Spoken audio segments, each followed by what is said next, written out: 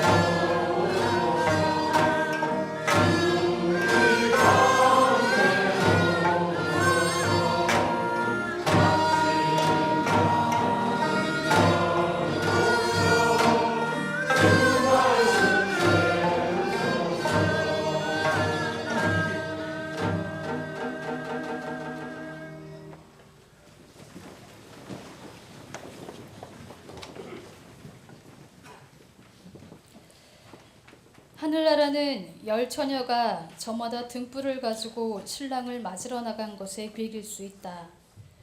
그 가운데 5은 미련하고 5은 슬기로웠다. 미련한 처녀들은 등잔은 가지고 있었으나 기름은 준비하지 않았다.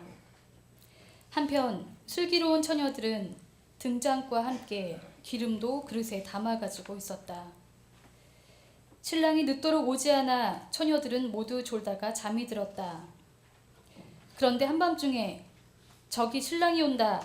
어서들 마중 나가라 하는 소리가 크게 들렸다.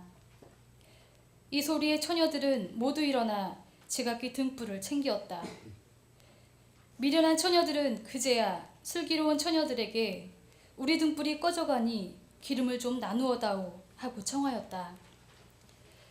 그러나 슬기로운 처녀들은 우리 것을 나누어주면 우리에게도 너희에게도 다 모자랄 터이니 너희 쓸 것은 차라리 가게에 가서 사다 쓰는 것이 좋겠다 하였다. 미련한 처녀들이 기름을 사러 간 사이에 신랑이 왔다. 준비하고 기다리고 있던 처녀들은 신랑과 함께 혼인잔치에 들어갔고 문은 잠겼다. 그 뒤에 미련한 처녀들이 와서 주님, 주님, 문 좀 열어주세요 하고 간청하였으나 신랑은 분명히 들으시오. 나는 당신들이 누구인지 모릅니다 하며 외면하였다. 그날과 그 시간은 아무도 모른다. 그러니 항상 깨어 있어라. 이는 주님의 말씀입니다.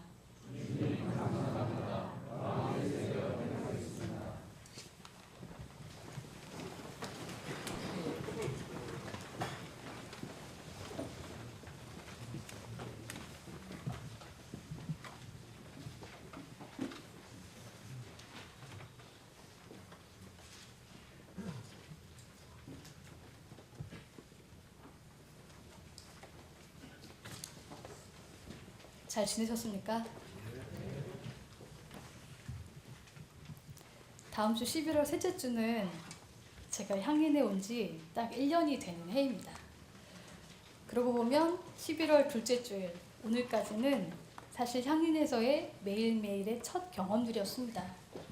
어떤 행사를 하든지 또 어떻게 절기는 지켜가는지 1년에 각 부서마다 다양한 경험들을 하는 과정들을 지켜보는 일들이 참 많았습니다. 그런데 다음 주가 되면 이제 저는 작년에 왔던 일들을 기억하며 하나의 기억에 또 새로움을 겹쳐가면서 두 번째의 경험들을 해가며 살아갈 것입니다.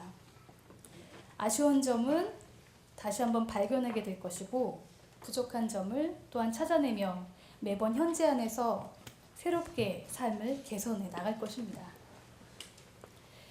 1년 전 제가 향인에 왔을 때 그 생각은 1년 후에 지금쯤이면 사실 굉장한 변화가 있을 거라는 생각을 했습니다.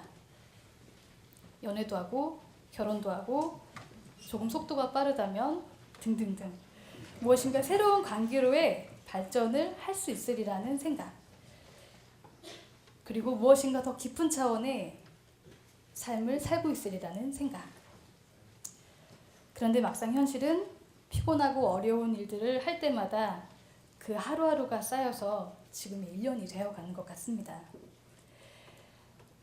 1년 뒤에 그 어느 날 꿈꾸던 그 희망의 날을 미래에 두고 지내왔지만 정작 현실 안에서는 나의 부족한 점을 발견하면서 때때로 바뀌어지지 않는 생활의 습관과 그 패턴들, 계속되는 일과의 연속성상에서 1년 전과 크게 다르지 않는 삶을 살아가고 있는 것을 발견하게 됩니다. 여러분은 어떠신가요? 1년 전과 오늘의 나는 굉장히 다른가요? 우리가 삶을 사는 가운데 믿음의 삶이 현재를 살아가게 하기보다는 희망이 그 어느 날인 미래에 초점이 맞춰지고 있는 삶을 살아가고 계신지는 않으신지요? 우리는 사실 힘들지만 깨달아야 할 것이 한 가지 있습니다. 우리가 꿈꾸는 미래는 지금 내가 여기를 살아가지 않으면 오기 어렵다는 것입니다. 다시 말하면 지금 내가 여기에서 하고 있는 그 모든 생각과 행동이 나의 미래가 된다는 것이죠. 그러니 우리는 현재의 지금 여기를 제대로 살아가야 할 분명한 이유가 있습니다. 그러나 현실을 마주하며 살아가는 삶이 그리 녹록지 않다는 것을 우리는 알게 됩니다. 요즘 드는 고민은 사람이 살만한 세상으로 정의가 이곳에 정말 펼쳐지고 있는가? 우리가 알고 있는 세상은 강자들에 의해서 정의가 사라진 것처럼 보이기도 합니다. 사실 주변에는 바로 서는 일보다 약자가 힘들어 아둥바둥하며 강한 자들의 승리로 이끌어지는 세상을 보는 이들이 종종 많습니다. 세월호 유가족을 돕기 위한 사람들의 노력 속에서도 세월호 특별법 그 모든 과정들은 난항을 겪게 되었고 정부는 유가족들을 위로해야 할 판에도 불구하고 오히려 더 실망감을 주며 좌절하게 만들고 있습니다. 아무렇지도 않게 우리의 자녀들을 그렇게 죽게 내버려 두는 이 현실 가운데 우리는 놓여 있습니다. 노동자들은 임금을 제대로 받지도 못하고 계약직에 머물러야 하며 심지어 갑작스러운 해고 소식에도 가족의 생계를 끌고 나가야 하는 문제를 부둥켜 안은 채 살아가고 있습니다. 4대강 사업과 여타의 우리가 원하지 않는 사업 때문에 그렇게 정부의 돈을 펑펑 쏟아 부어가면서 정작 서민들이 필요한 복지 예산과 교육 예산은 부족하다며 무상교육, 무상급식이 이어가지 못하게 만드는 서민을 놓고 어처구니 없는 정치 싸움을 벌이고 있는 것이 지금의 현실입니다. 여러분들이 생각하는 온전한 세상은 무엇입니까? 나 자신은 정의로운 삶을 살고 있노라라고 자신할 수 있으신가요? 모든 사람들이 평화롭게 사는 세상, 우리는 그날을 기다리고 살아가고 있습니다. 이 땅에 주님이 오시는 날까지 우리는 분명 평화와 통일의 세상을 함께 맞이하기를 희망합니다. 그런데 막상 주님의 날이 그날이 우리가 기대하는 것과 전혀 다른 방향으로 찾아오게 된다면 어떻게 하시겠습니까? 내가 지금 살고 있는 이 삶이 결코 옳지 못하다라는 평가를 받게 된다면 말입니다. 오늘의 본문 안에는 하욤 야훼의 날이라는 히브리의 의미가 들어가 있습니다. 아모스 본문은 바로 이 하욤 야훼, 바로 주님의 날이 오는 것에 대하여 조금은 다른 방향의 이야기를 하고 있음을 알게 됩니다. 이스라엘은 종된 신분으로 힘없이 살던 백성이었습니다. 그들이 하나님의 인도하심을 통해 해방의 몸이 되고 땅을 갖게 되고 나라를 세우게 되었습니다. 그리고 그러한 가운데 대부분의 이스라엘 백성에게는 하나님의 백성을 구원하는 위대한 구원의 날을 믿었습니다. 그날이 오면 하나님께서 적들에게 자신을 드러내고 적들을 심판하고 파멸시키는 세계적인 대변혁의 날이 올 것이라는 것이죠. 힘없고 나약한 이들을 강하게 세워주시고 오히려 강자들의 틈바구니 속에서 이스라엘을 분명 구원해 주시는 날. 그러한 주님의 날은 하나님의 민족을 위대한 구원의 문으로 인도해 주시며 그리고 대부분의 이스라엘의 사람들은 그날을 갈망했었습니다. 그리고 이러한 뜻은 아모스 이전에 이스라엘 백성에게 널리 퍼져 알려져 있었던 것이었죠. 그런데 아모스는 바로 적들에 해당하는 이 파멸과 심판이 다른 적국이 아니라 이스라엘 바로 자신에게 주어진다라고 선포합니다.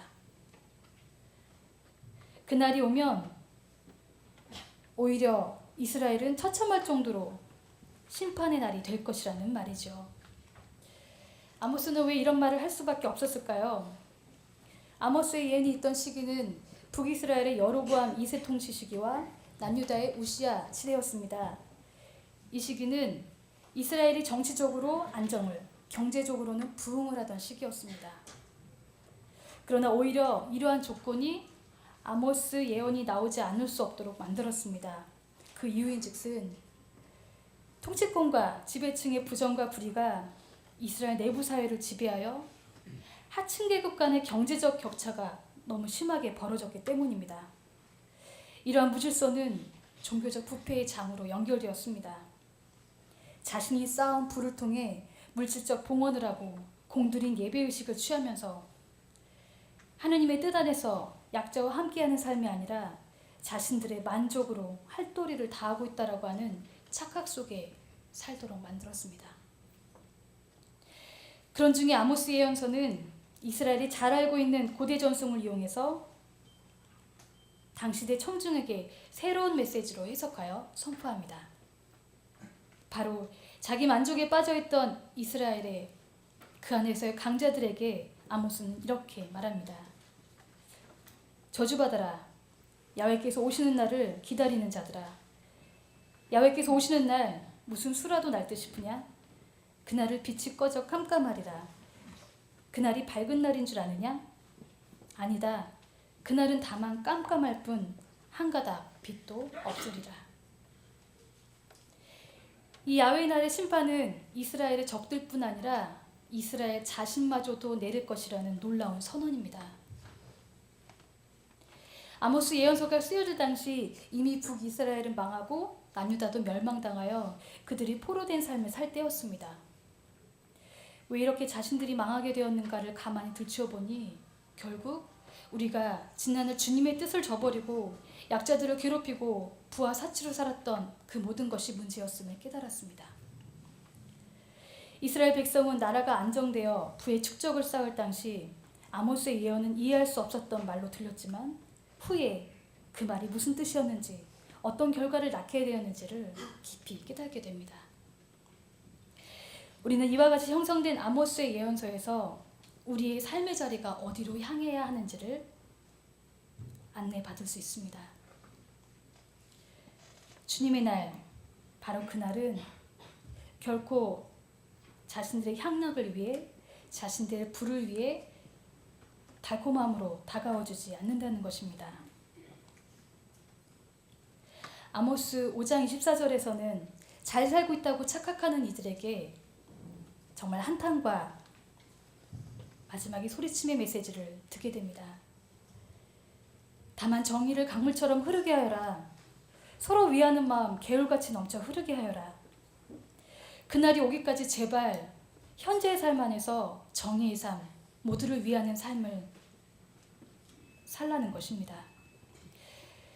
타인을 짓밟으며 그 쌓은 부로 축제를 벌이고 그 돈으로 친목 제물을 바치는 종교 생활은 결코 반갑지 않다는 것입니다.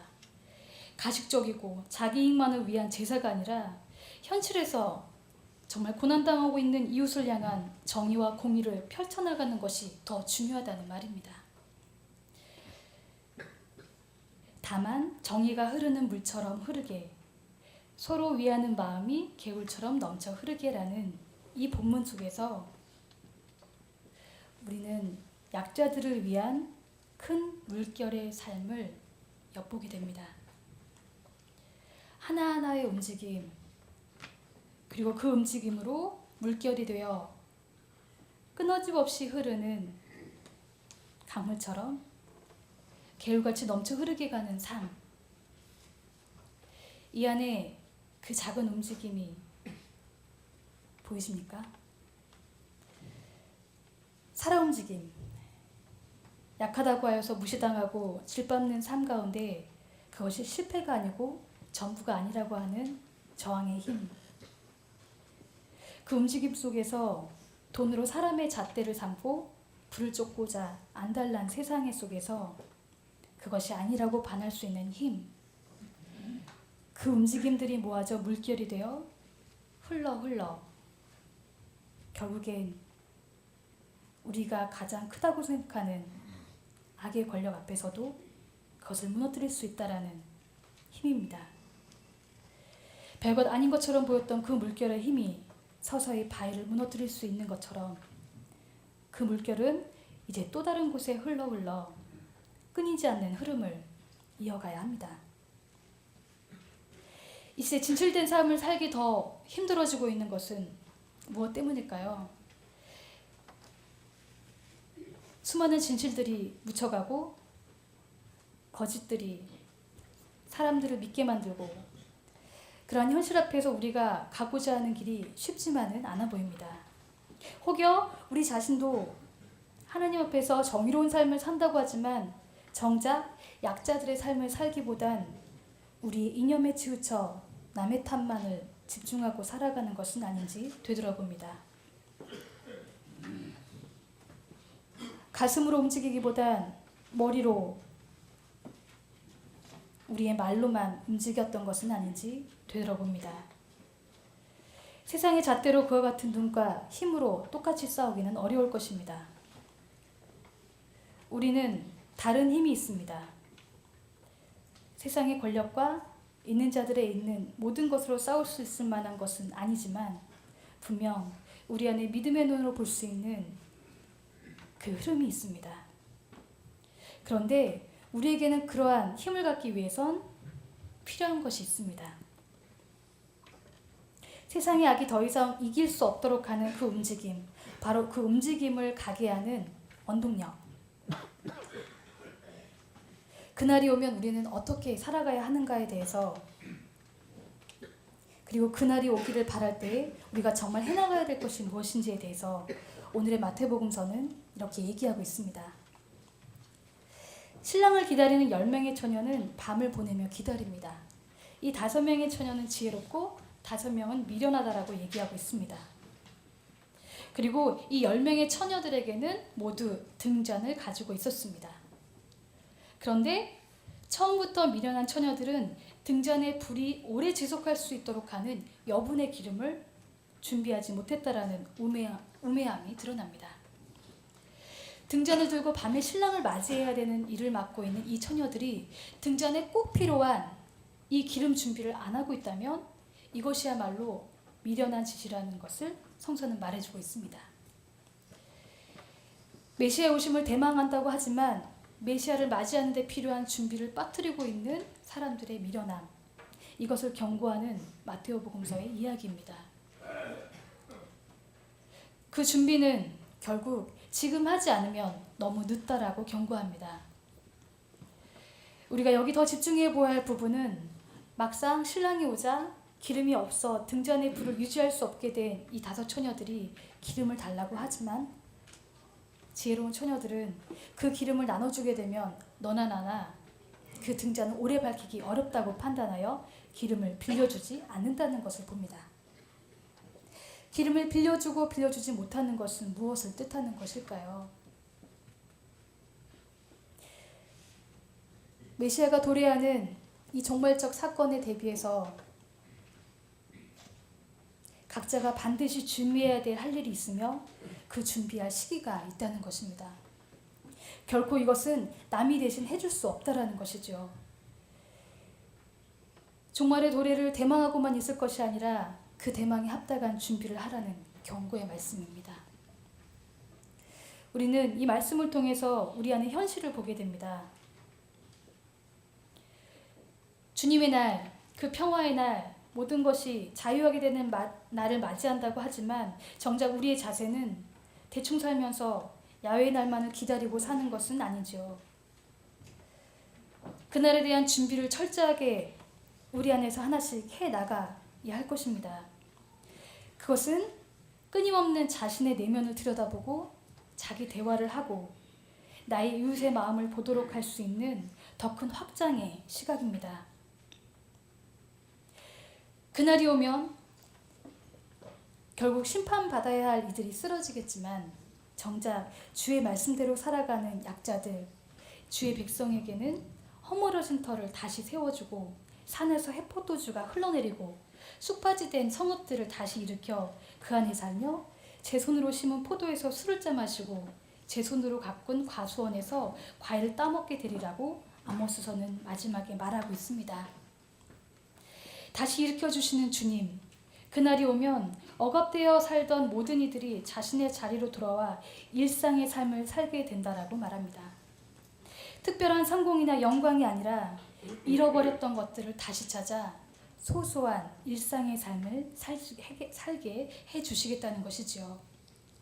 결국 사람이 가장 사람답게 살 수 있는 그 길, 그것을 이끄시는 주님의 뜻을 우리는 깊이 새겨야 할 것입니다. 오늘은 전태일 동지 추모주일입니다. 1970년 11월 13일 평화시장에 어린 소녀 노동자들이 피를 토하며 죽어가던 그 모습 속에서 자신의 생계도 어려운 중에 목숨을 다해 근로기준법의 이행을 위해 헌신한 날이기도 합니다. 전태일 열사의 죽음을 보는 지금의 우리의 모습은 어떻습니까? 그가 무엇 때문에 생명까지 바쳐 달렸을까라는 조금은 긴 시간 동안 고민을 했었습니다. 사람을 살리는 일에 자신의 월급도, 자신의 인생도, 직장도, 생명까지 다 바칠 수 있는 그 힘은 과연 어디서 왔을까? 공장의 어린 소년, 소녀들이 그들의 더 나은 삶을 위해 사람처럼 살 수 있도록 하기 위해 비참해지지 않도록 세상에 눈을 뜰 수 있게 안내했던 그의 길을 보며 우리는 그 안에 가장 커다란 힘, 그 사랑의 힘으로 전력을 다했던 흔적을 발견하게 됩니다. 그리고 전태일 동지의 그 죽음은 결국 대중을 움직여 나갔습니다. 약자들의 힘이 미약해서 우스워 보일 정도로 하찮게 보이던 그 힘이 결국 끈질기게 버티고 살아와서 우리에게까지 힘을 주고 있습니다.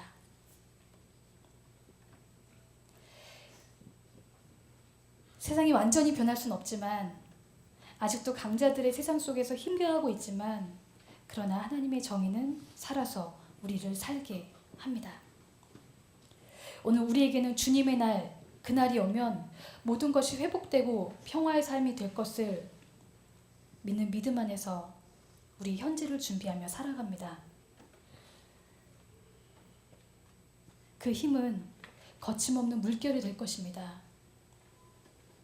우리가 우리의 이익만을 위해서, 우리의 탐욕을 위해서 움직이지 않고 우리의 가장 필요로 한 이웃을 향해서 우리의 혼신의 힘을 다해 살아갈 때에 분명 그날은 올 수 있을 것입니다. 그러나 그 물살이 되기 위해선 우리 삶 가운데 깊은 영성이 있어야 할 것입니다. 지금 하는 일이 어느 자리에서 어떤 마음인지 제대로 간파하는 힘, 쉽게 상대를 폄하하고 무기력한 나의 삶을 보상받으려고 하는 시도도 내려놔야 할 것입니다.